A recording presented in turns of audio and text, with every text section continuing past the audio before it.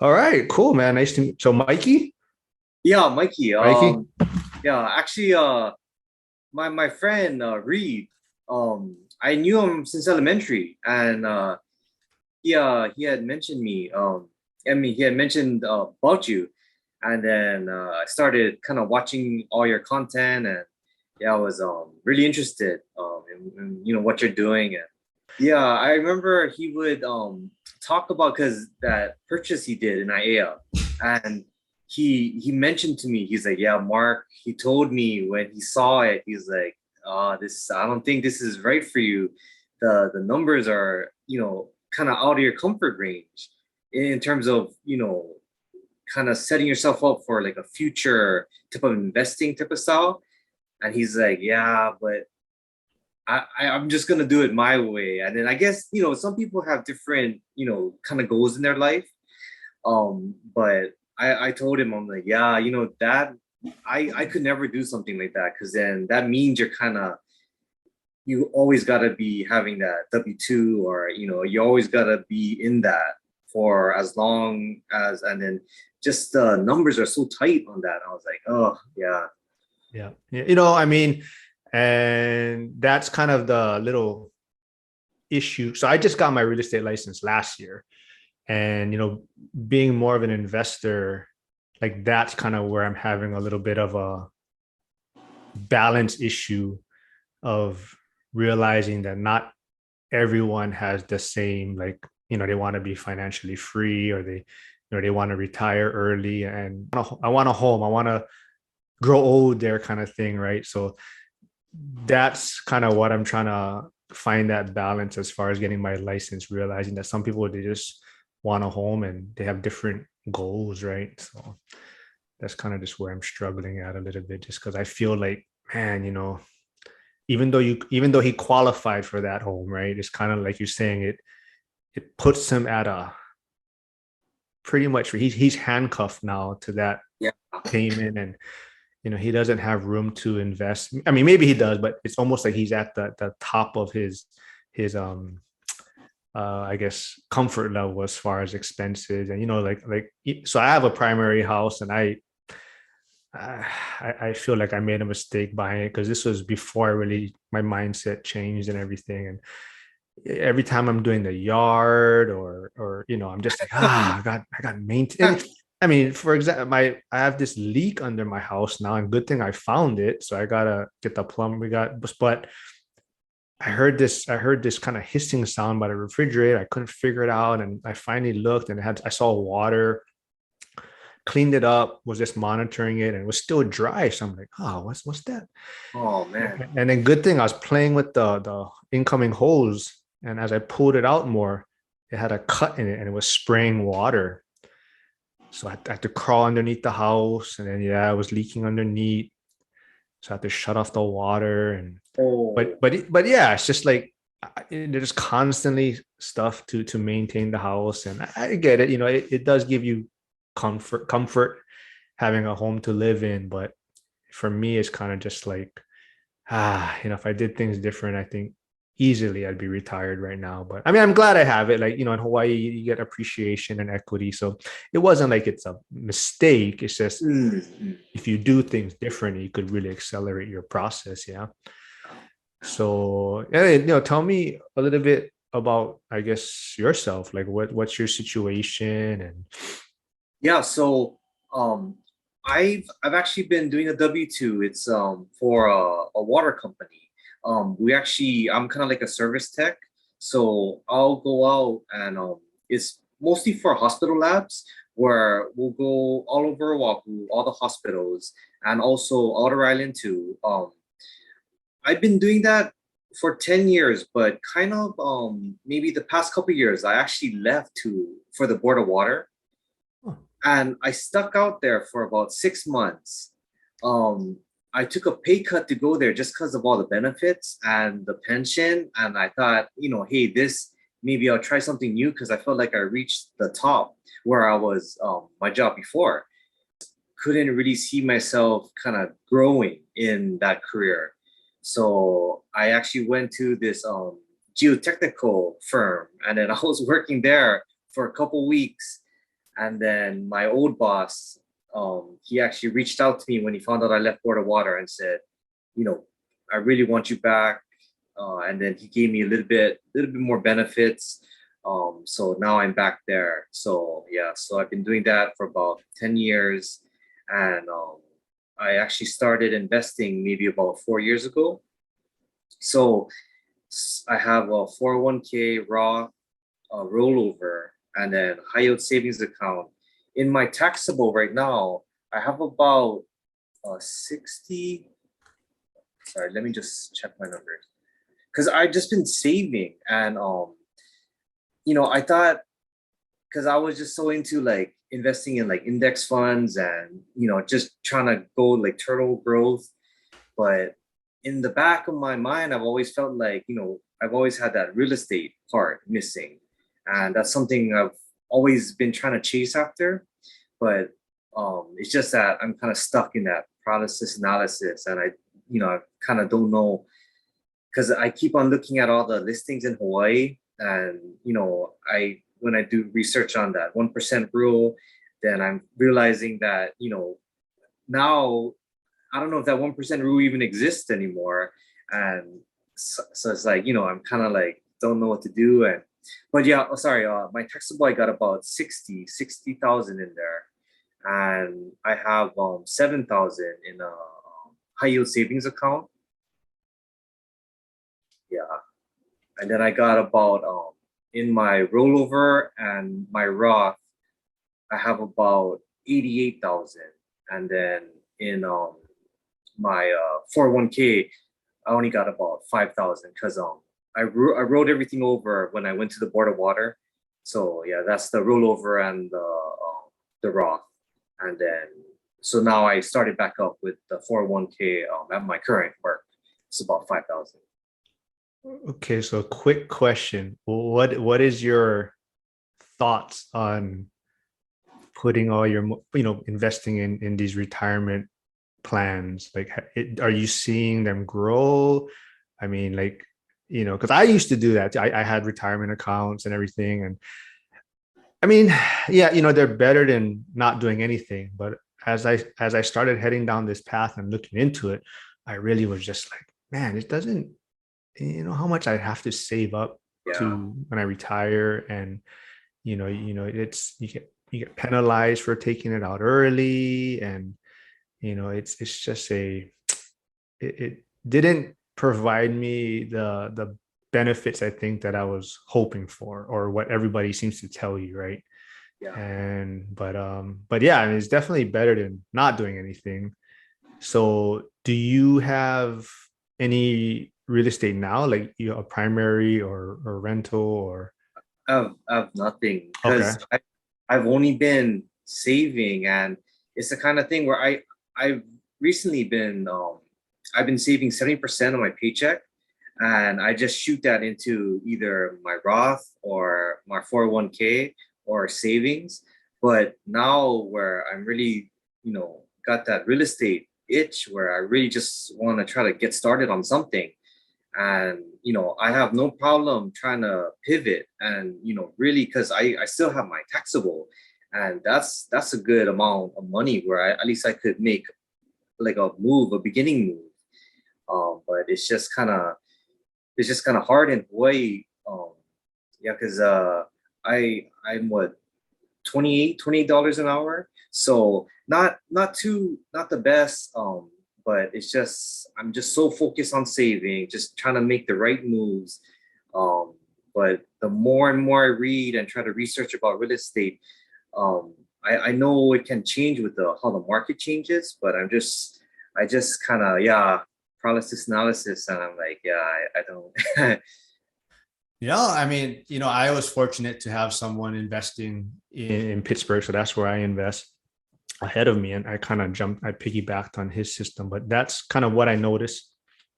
Excuse me. A lot of people that do this out of state investing, or just even investing in their backyard, usually they have someone that kind of paved the way for them, or just someone they can follow a little bit. And Yeah. so um the 1% rule, I would say in Hawaii, it's Man, it's very, you know, It is. chances are you finding 1% is going to be super Yeah. difficult unless you do something that can be a short-term rental or even maybe a mid-term rental. But in Hawaii, it's going to be very challenging to find that 1% rule. Even now, in a lot of the markets, 1% is very difficult to find just because prices accelerated so quickly and interest rates are higher now, and rents are still, even though rents have gone up a lot in a lot of places, it's still lagging a little bit. So to find the 1% is going to be super challenging. So a lot of, I would say like, 0.85 is a lot of places where it still would make sense a lot of times, depending on, what area you're purchasing.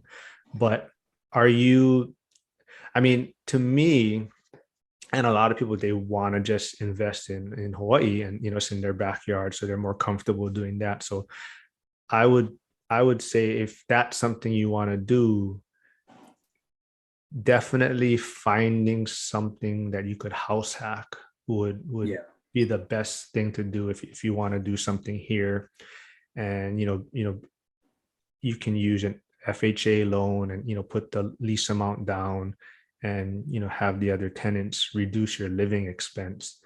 So for maybe like 2 years, 1 to 2 years, and then you can move out. And then if you move back in with your parents, or what, if that's something you want to do. But that would be one way to do it. I would definitely, I mean, for a lot of people, especially like I have a kid, or if you're married, and house hacking is not the easiest thing to do a lot of times, or get your spouse on board.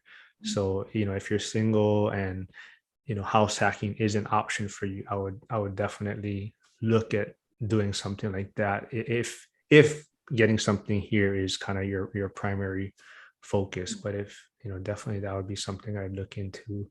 Okay.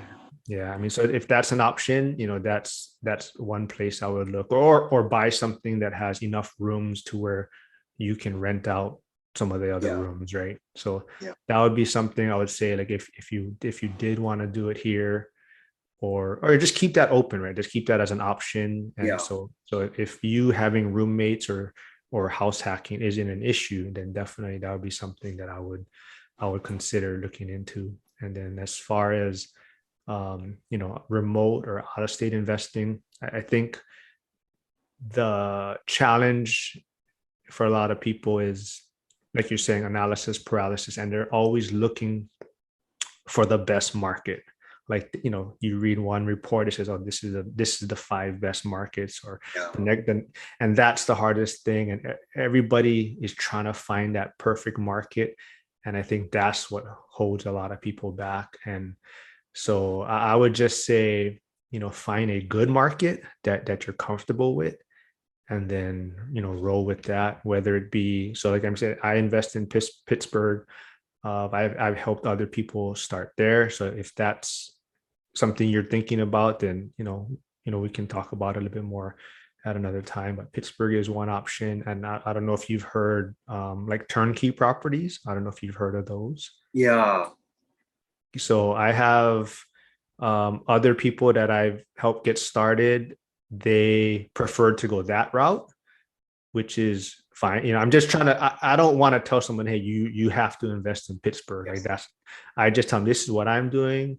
If that's something you're interested in, then, we can sit down and talk about that more.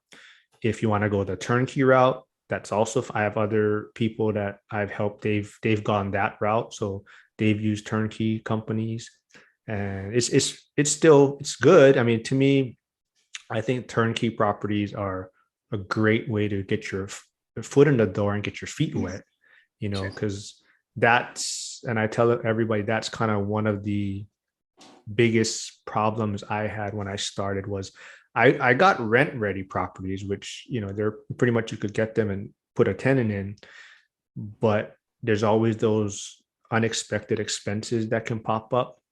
And, now it's coming out of my pocket, where in theory, the turnkey properties, they're pretty much fully renovated.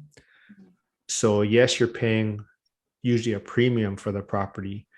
However, you really shouldn't expect a really big ticket expense maybe in the first, you know, 3 to 5 years.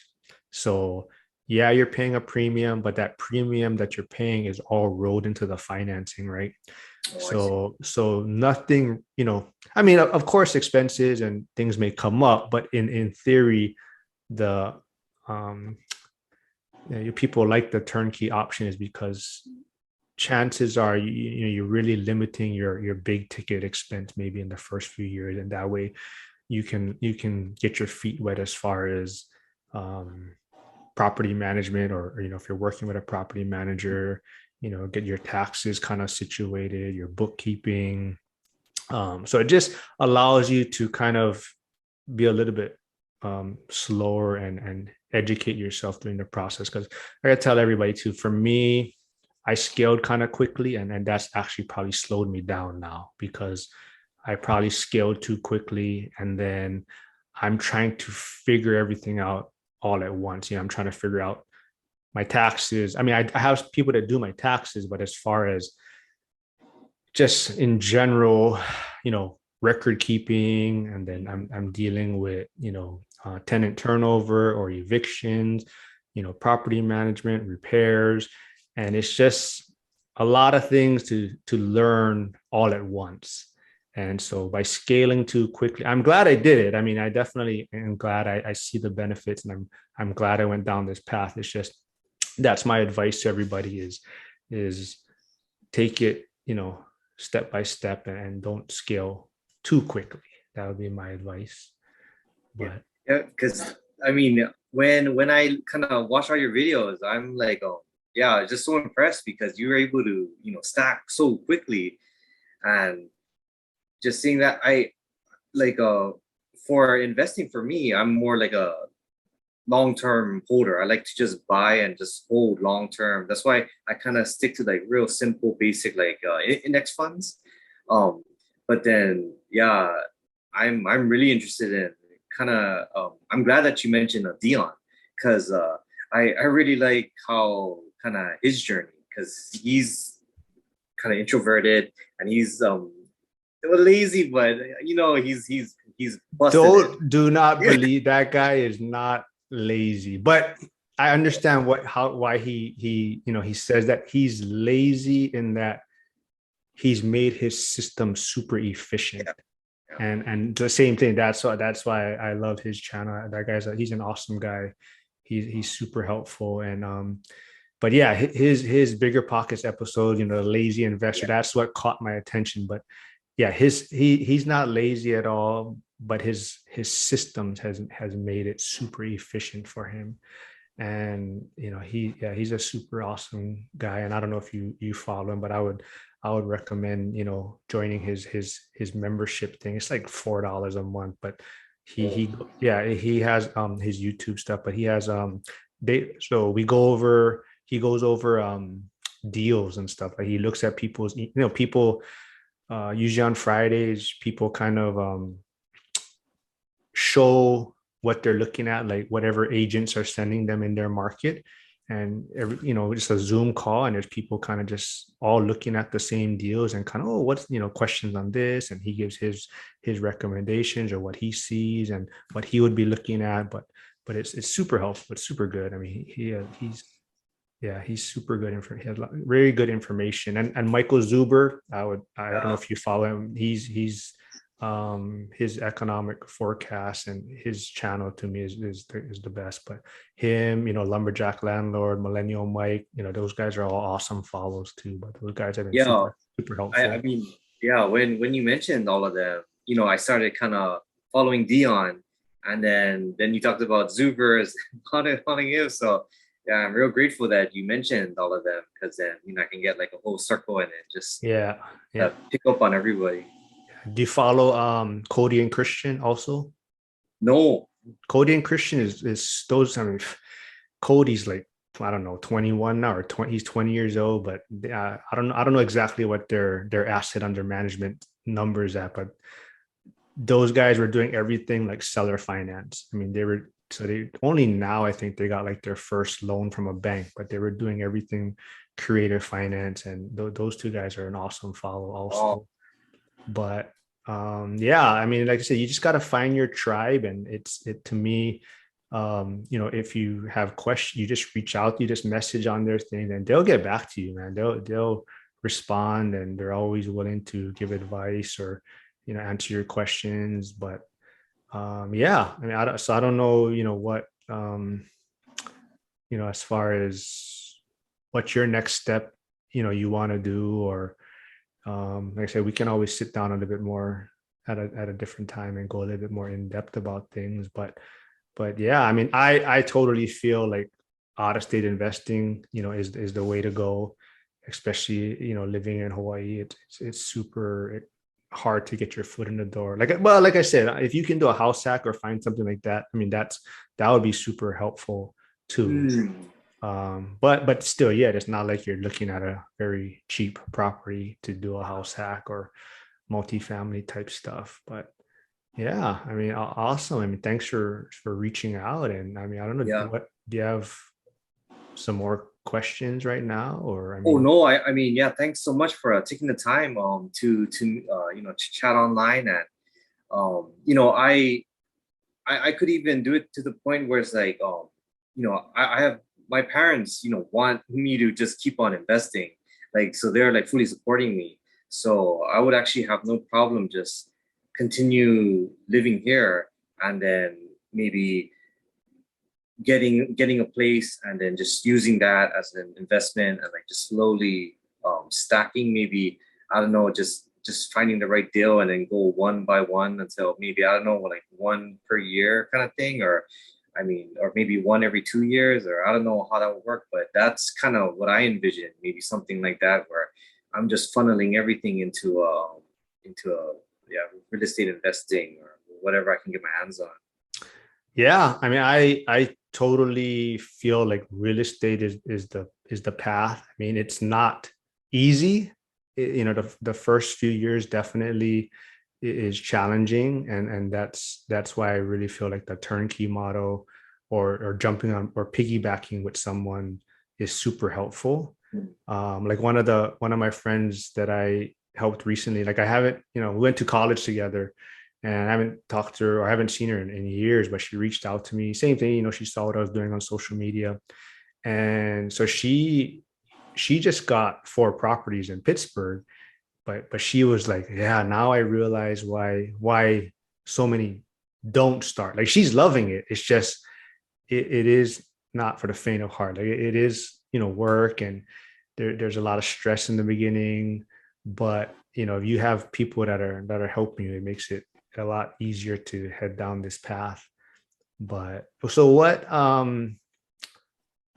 what markets, I guess, have you been looking at? Is there any market, or like, do you have any relatives somewhere, or old college I roommates, or I was kind of circling Texas. I do have a cousin that lives out there. Um, I haven't reached out or anything, but I just remember Bigger Pockets saying the Dallas Fort Worth area is, you know, pretty reasonable. But yeah, I definitely don't want to step on your territory, because I know you got Pittsburgh locked down. So, but no, I mean, my vision is kind of, the more we grow, so there's, altogether, we have maybe like 40 properties, a group of us. So I have 14. I think my friend has maybe 8 or 10. And then we have, my other friend has 4 recently, and then there's about 4 others. But the more we bring, or the more we get there, or the more that we work with, like the property manager or the contractors, and it's kind of just, we're building this kind of um, business, I guess, that we're bringing to them, that you know we're kind of a bigger fish now. So when we make calls, we probably get better response from the property manager or maybe the contractors, because they know that they do this job. There's other jobs in the pipeline, with one of the properties possibly. So, I mean, if Pittsburgh is something you're interested in, like I said, we can always sit down and talk about that a little bit more. Dallas, I know people investing in Dallas also, so I can, you can have their numbers if you want to reach out to them. But I also know some of the turnkey companies, they have properties in Texas, so that's something you can also look into, and I can give you my contacts with them. Oh, wow. Uh, but Texas is super popular, so that's but it is a great market. However, the one thing I think that catches people off guard is the property taxes in Texas, because theirs is like Hawaii, where the property tax reassesses every year, but their rate is high. So Hawaii has one of the lowest property taxes in the country. It's just our properties are so high, so you're still paying a decent amount of property tax. But like in Texas, their rate is higher. So I think because the values of the properties went up so quick, a lot of people that were investing there, their cash flow kind of disappeared after year one when the property tax reassessed. Oh, So, but yeah, that's just something to keep in mind. And I think that's something that a lot of people don't talk about is property taxes. So even Pittsburgh's a little bit higher than I would like, but as long as you know that going in, or so I think the property tax is what catches a lot of people off guard, is mm, because they cash flow year one, and then they're like, oh shoot, like year two, whatever, the property taxes goes up, or now they're stuck, maybe losing money monthly, or not making as much as they were hoping for. But that's just something to consider. But yeah, I mean, like I said, there's tons of great markets out there. There's so many good markets. It's just, like I said, you just got to find your comfort level. And if you I would maybe reach out to your cousin and just, I don't know, maybe they're investing and you just didn't know about it, and yeah. maybe they have connections there, and that would be super helpful. And I said, if you want to reach out to the turnkey companies, that's another option. But yeah, I mean, it's exciting. I like when people start looking at things and realizing that there's other options out there. They don't have to just do the 401k, and they don't have to just do the IRA accounts and all these retirement plans that are out there. And so it's just cool. I'm glad you reached out. I mean, like I said, I'm glad the new software for the Remax Honolulu connected to me, because we just changed over. So I haven't had it yet. I haven't had a chance to even set it up yet. I mean, so that's good that it connected, that someone sent me an email. But Yeah, I really appreciate you reaching out so fast. I was thinking, oh, okay, maybe like I was like, oh yeah, maybe in a couple weeks, I can hear back, and but yeah, really great. no, yeah. I mean, I could, like I said, I could talk about this all day if I had to. I mean, it's I wish I could have convinced Date to do something different, but he said he's happy, and that's the main thing. Um you know but hopefully when he's having to fix his house or has some maintenance, then he remembers what I told him. Yeah, because he loves traveling, and then he said now with the new house, he says it's gonna be hard for him to travel, and I was telling him, but you love traveling, you love traveling. He's like, I know. It's like I gotta either find another source of income or something. And I'm like, oh, okay. So it's kind of, yeah. I'm just so tunnel vision where it's like I don't care what it takes, I'll sacrifice. I just want that passive income because I truly see that as that's the only way for me. So Yeah, I wouldn't get so the one thing also I like to tell people is, it's, especially in the beginning, it's not as passive as people like to make it okay, out to be. um Definitely, the more you scale, then it can become more passive. In the beginning, it's a little bit of work. You're trying to learn, you're trying to get educated. Every little thing kind of, I don't know if stresses you out is the right word, but every little thing might kind of make you question your decision. Like, oh, was this the right thing to do? Like every repair or something that comes up. But like Dion likes to say, like in the beginning, every repair or expense, it's coming out of your pocket. You feel it, right? Like, oh man, I gotta fix this, whatever, refrigerator or what. But as you get to a certain amount of properties, now the properties are pretty much paying for the expenses. So, like, when there's a repair, you don't really feel it because it's just coming out of the portfolio. So, definitely at a certain point, it does become a little bit more passive and even down the road. So, I don't know if you're familiar with like syndications. So, a lot of guys more towards the end game, they like to go into syndications because it's very hands off. Yeah, I remember watching that one video you had of the syndication with the interview you did with Uh, the mastermind, I believe. Yeah. Yeah, yeah. Tyler's an awesome guy. That's Yeah. another guy if you want to reach out to. So he does some other alternative investments, but he's heavily into syndications. And I have one syndication also, and I think it's great. It's very passive. However, if I just did that from the beginning, I don't think I would have learned very much. So, but there's a lot of people that they just want returns on their money, and they make a lot from their W-2, or they're a high income earner, and for them syndication makes more sense. It's very hands off. They don't have to be studying a certain market, or they're just making their money grow quicker work. Mhm. So for them syndications work great, and definitely I think that's the end game, right? You get to a certain point where you want to just be traveling, or just enjoying, and you just have your money, the velocity of your money growing through syndications. So I think that's a great way for an end game. But as far as uh, getting your feet wet, I definitely think like the single family homes, and just educating yourself that way is super beneficial. Like I think I learned so much in like a few years just by doing that, and just about the lending, and like I said, taxes, and tenants and whatnot. But it's fun actually. I love it. I mean, like I said, I could talk about this all day, and you seem like you have a lot of passion for it, and it seems like you're very interested about it. So I think that's super helpful too. Okay. Like so Yeah. Yeah. Thanks. Oh man. Yeah, this is great. All the notes I have, and I can look over all of these. But yeah, I do want to get started, and yeah, I mean, oh, sorry. no, go ahead. Oh,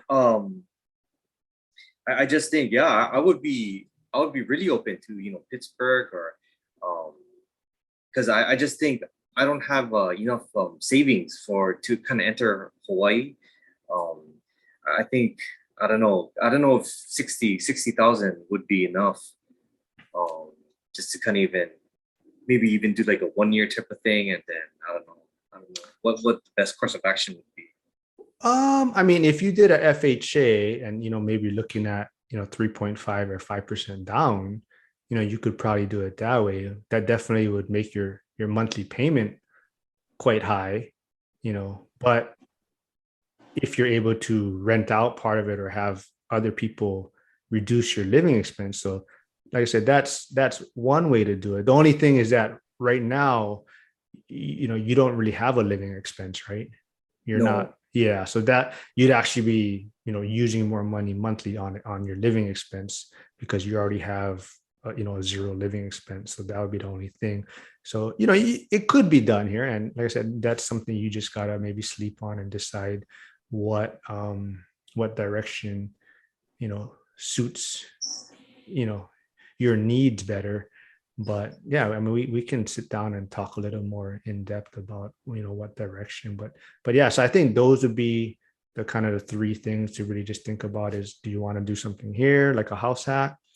Do you want to invest in Pittsburgh, or do you want to do the turnkey model, or even like I said, Irving, Texas, or if there's another market you're interested in. But I would just, if there is a certain market besides Pittsburgh or Texas, or what, if there's a market you're looking at, like just reach out to those people. Like, you'll find a lot on social media, even bigger pockets. you can look at by the markets, people investing in. I would just reach out to these people and just, talk story with them and get a feeling for what they like about that market. But that's the one thing I try to tell everybody. You're going to find out that everybody doing this, well, let me not say everybody, but the majority of people, they're super helpful. Everybody's willing to help because we've all been there. We've all been there starting off like, oh shoot, what I do, how do I do this? And everyone is like super helpful because it's a network, and you never know when, you might bring me a deal or you might bring me someone looking to invest, but everyone is just super helpful and friendly, and that's what I kind of love about it. Yeah. Oh man, that's incredible. I love that. But yeah, so let's schedule another call, and maybe after you have some time to kind of think about what direction you want to head, or we can sit down and really go over some numbers a little bit more. But yeah, I mean, I'm gonna stop this recording soon, and we can talk after we get off camera. But Sure. but yeah, it was fun. Thanks for reaching out. I mean, I'm glad we were able to connect. And Because he had told me about you a long time ago, and I've been slowly kind of watching your videos and just trying to do a little bit of research on the side. And after kind of hearing your message, and it's like, yeah, I can really see myself trying to get started. And I was like, he's such a cool guy on all your videos. So I was like, yeah, you know what? Why not? Why not take the risk and try to reach out and see what happens? And I'm glad I did, because at least I can get all the feedback with at least making a decision between Hawaii, Pittsburgh, or turnkey. Kind of focusing on that. At least that ocean feels more like it gets narrower, and at least now it feels, at least I have a kind of smaller, maybe a stream now. At least I can go through that instead of being in this ocean where I kind of don't know where to start. So yeah, that's really good. well, hopefully you didn't watch like the early videos because those are like horrible. But it just had to get started, and I mean they're still not good at all, but they're definitely better than the beginning ones. But I'm actually having fun. I never thought I'd be, you know, doing all this social media stuff and YouTube channel and everything, but it's been fun, and I'm glad people have reached out to me, and I think that's the thing. It's like I really want to help people because I feel like I've made so many mistakes, and I definitely was just like coasting along, and I got a pension and this, I got a primary residence, and I'm like, oh, I'm all good. And I just realized like, oh man, this is not I mean, I was being very risky, I think, with my finances. And it's, and I don't know if Dot Reed also mentioned to you, but like the retirement system in the fire department is not the same. So like even like the newer guys coming in, their retirement, their pension is not the same. And It gets like pushed back almost, yeah. Like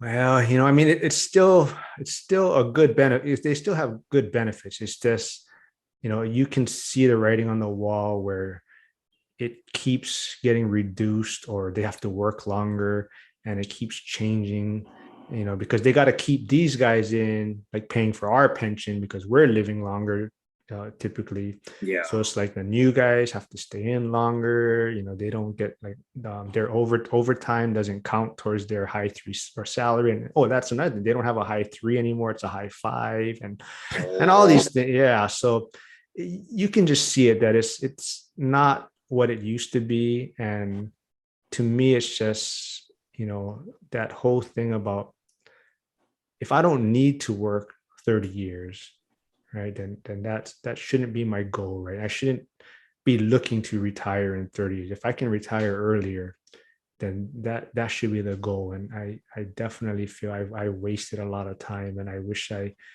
you know, started this a lot sooner, but I'm glad I started. But yeah, easily I should be retired by now. Like no doubt in my mind, if I were to do things different, I'd easily be retired. But definitely living in Hawaii doesn't make it easy too. I mean, if I was living somewhere else, I'd probably be retired by now. But living here definitely makes it a little more challenging. And right now, I'm actually trying to figure out what to do with my primary residence. So I actually messaged, me and Zuber kind of go back on Twitter also. He's on Twitter a lot, but yeah, I was telling him like, oh yeah, I'm still trying to figure out, like the whole interest rate lock in, like I have this low mortgage payment, Oh, and but it's like, but the one thing I would say is Hawaii has very, very good HELOC products. So that's something that I made a mistake on before when I feel like I made a mistake by 1031ing my condo. I mean, I'm glad I got properties in Pittsburgh that cash flow a lot more, but it's harder for me to get the equity out of those properties because I'm not there. So if I kept that condo in Hawaii, I would have cash flowed a lot less, but I would have had access to that equity a lot easier through the I local see. banks here. So that's something I feel like maybe if I were to do things different, I would really look into that a little bit more. But I probably got to go visit Pittsburgh. I think that's my plan is so that I can build a relationship with the banks there, and then maybe I make it easier to get the equity out. But that's something else. But yeah, so I'm For, gonna. Oh no, go oh, ahead. sorry. For Pittsburgh, do you try to make it out there every like a certain amount of time? Like how does that usually work with long distance real estate investing? I try to make it out there, but I haven't been there yet. Oh, okay, okay. Yeah, I I've planned on doing it. I haven't made it there. And if you can, wherever you're investing, that I would say that I would try to. However, I haven't had that opportunity. I haven't made it happen yet. And but I feel like I have systems in place. My agent is super awesome. Like I can message him at any time and he responds to me. And even the property manager is super awesome. We kind of lucked into a super good property manager, I think. And as I've started doing this and the social media and YouTube stuff, I've come into contact with other investors or other people in Pittsburgh. So now I have even more contacts there. So it's like I have other contractors and people that I can work with. So it just, like I said, that's part of my vision too. Like there's other great markets out there. So that's why I'm kind of trying to figure out, should I keep scaling in Pittsburgh or should I look to another market? So that's where I'm trying to figure it out. But the Pittsburgh market is great. I mean, it's super affordable. However, the taxes are a little bit higher than I would like, but I feel there's a lot of growth that's untapped yet. They're still growing, and there's a lot of money from like New York and stuff coming that way, because kind of like California, a lot of people are trying to exit California because Mm. all the things going on there, and they're moving to other nearby markets. And that's kind of how New York is, I think, a little bit. A lot of people are trying to move out of that area, and they're finding Pittsburgh and Pennsylvania and stuff. So I think there's a lot of money coming in that direction. Yeah, so I'm gonna end this recording, and then we can chat a little bit after this. Okay. Oh, sounds good. No, all right. Yeah.